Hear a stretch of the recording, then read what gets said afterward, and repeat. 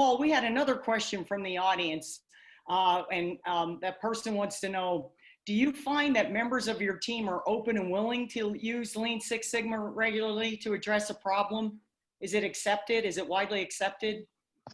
Yes, I think so. I think one of the key elements or key critical components is being able to show them that this isn't necessarily a departure from a lot of how we have been approaching our problems for a while now, and really being able to kind of integrate the use of the, like I said, the process and some of these tools in such a manner that they see that it's not necessarily more work.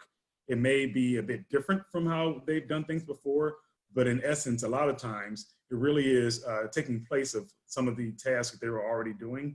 And I believe that also it's critical to really kind of tie in how much of a priority these things are. So in some instances, it helps to be able to align the critical nature of these projects with some of the other priorities that are either at our agency level, the mayoral administration level, or so on. Okay, great. Thank you. Susan, we have a very interesting question for you that one of our audience presented, and is, what is the value that Lean adds to the Six Sigma methodology? And what is the difference if we apply Six Sigma tools only without Lean? Yes, I have to say, I love the combination of the two, because Lean focuses you on reducing waste and just really getting to the essence of what's the value that you're providing, focusing completely on that and making your operations more efficient and streamlined to do that. Six Sigma focuses on the measurement, and as Paul so eloquently said, it gives you a methodology where you start with what's the problem we're trying to address, who's the customer, what are their requirements, and you walk that all the way through. So I think combining the two together is the best, because Lean helps you to identify quick hits early on that you can implement as you're going through the project. But Six Sigma holds your feet to the fire by making sure you're focused on the customer, that you're measuring things, and that you're progressing, through the improvement in a way you can continue to measure and sustain. Okay, all right, thank you. Thank you for that, Susan. Another question that we had out there, and I'll start off with Paul this time, is how has the Lean Six Sigma certification helped your career in the DC government? I think it definitely does make me and all of us who have been a part of the program kind of part of a specific cadre of employees, and oftentimes the first go-to for the district when they have problems that want to be solved and don't necessarily want to go outside. So I think I've seen instances, especially during my time in the city administrator's office, when we do take inventory of who we have on hand to solve some of these problems and who has the expertise internally. So I think it really has been critical to first get name recognition, and also the fact that it's truly valued within the district, such that it's kind of our first place, our first stop when looking to to solve critical problems. Good, good. How about you, Tony? What would you say if somebody who just came to the government said, I'm thinking of getting the Lean Six Sigma Green Belt. Would you find this valuable? What would you say? Well, absolutely. I think that Lean Six Sigma, in my mind, is a way of being able to put challenges or tasks, activities into a context. And I believe that is very helpful for people to be able to think through things in a logical way. Having a background as a PMP or project management professional, you want to make sure that you have some means to be able to get to your final endpoint, but you want to do it in a structured way. And this is something that really pulls together some of those different components that are already there, but might be all over the place. So what we do in dealing with my staff, it's really helpful because it helps them to think critically, helps them to approach projects or larger activities in a way that makes sure that we don't miss various steps. It's not applicable to all circumstances, but it's applicable to many circumstances within the government. So I think that the methodology in and of itself is something that can be and should be more widely used as an approach for being able to manage projects within the government and in business in general. Good, Yeah, and good. Wendy, if I could add a little something to what both Tony and Paul said, what we saw with our 8 years working with the government is that these leaders that got trained and started using Lean Six Sigma, they were noticed as being successful in solving issues that had been really difficult for a long period of time.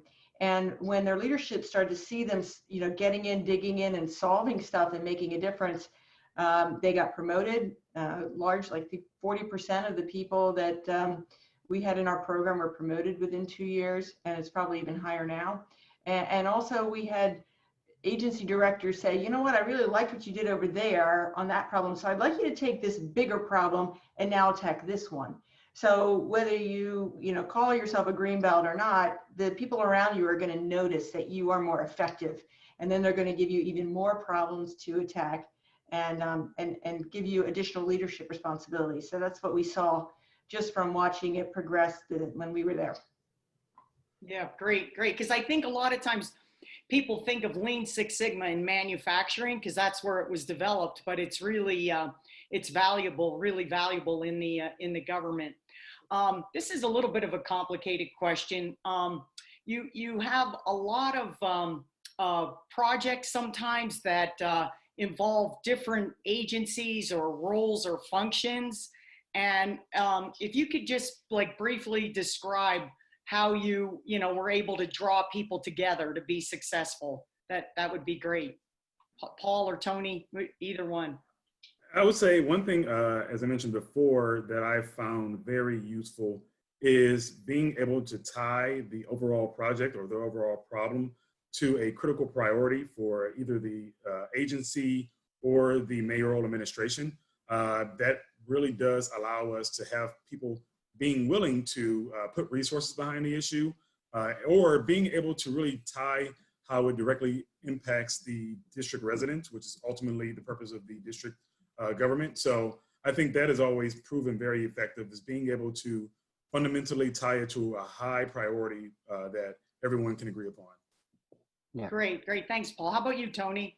Oh, I would echo that. I think that we need to make sure that everything filters, if you will, upward, and that it achieves the objective of being able to meet the needs of the citizens.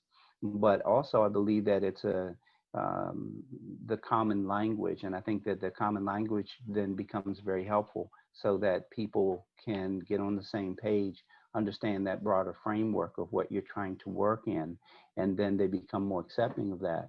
Because again, what it does is it gives them some foundation to then be able to work against. And that's the value of being able to use Lean Six Sigma throughout government. Okay, all right, thank you. Thank you. Susan, do you have anything to add for our group today, for our participants, and how you can advise them to look for a Lean Six Sigma certification, a green belt, and kind of resources that are out there? Well, absolutely. I mean, for certification, they're the American Society for Quality, ASQ, or the IASSC. They both offer certification. They're probably the best known names. You can also go to Villanova University. There are other colleges that are offering online programs. Wherever you go for your certification, I recommend you look for a combination of training and project work, where you have to give both in order to be certified, because that's more real. I'd also recommend you go to our website, opexecs.com, where we spend a lot of time putting tools into a portion of our website. So you could download those and use those for free and benefit from the experience of a lot of other folks. Great, great. Well, thank you, Susan and Paul and Tony. Thanks for being with us today. Our time is just about up, but we'd like to invite anybody online or anyone who sees this to send questions over to us, because we're more than happy to address them, reach out, contact you, and help you with any ongoing issues that you have, and make a connection and kind of make things better in your current role where you are today. So thank you to everyone for joining us today, and to our panelists, and I hope you have a great rest of this day. Thank you. Thank you all. Take care. All right. Okay.